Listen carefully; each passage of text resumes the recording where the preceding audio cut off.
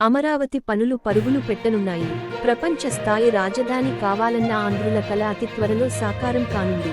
ఆంధ్రప్రదేశ్ రాజధాని అమరావతి నిర్మాణం 2.5 ఏళ్లలో పూర్తి కానుంది. ఈ విషయాన్ని మంత్రి నారాయణ స్వయంగా చెప్పారు. చంద్రబాబు హయాంలో అమరావతి దాదాపు పూర్తి కావచ్చిన తరుణంలో రాష్ట్రంలో ప్రభుత్వం మారిన సంగతి తెలిసింది. జగన్ సర్కార్ కొలువుదీరిన క్షణం నుంచి అమరావతి నిర్వీర్యమే లక్ష్యంగా పాలన సాగింది. కరకట్టపై ఉన్న ప్రజావేదిక కూల్చివేతతో మొదలైన జగన్ విధ్వంస పాలన అమరావతిని శ్మశానం అనడం వరకు సాగింది. అభివృద్ధి పనులను పడకేసేలా చేసి రాష్ట్రాన్ని రాజధాని లేని రాష్ట్రంగా మార్చారు. అమరావతి కోసం భూములిచ్చిన రైతులు 4.5 ఏళ్లుగా అవిశ్రాంతంగా జరిపిన పోరాటం చంద్రబాబు ముఖ్యమంత్రిగా ప్రమాణ స్వీకారం చేసిన తరువాత మాత్రమే ముగిసింది.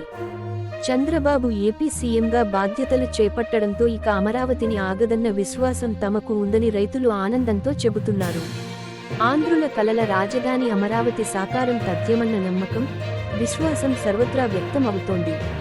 అందుకు తగ్గట్టుగానే రాష్ట్ర మంత్రిగా నియమితులైన తరువాత అమరావతి రైతులలో ముచ్చటించిన మంత్రి నారాయణ 2.5 ఏళ్లలో అమరావతి నిర్మాణం పూర్తి చేస్తామని ఉద్ఘాటించారు.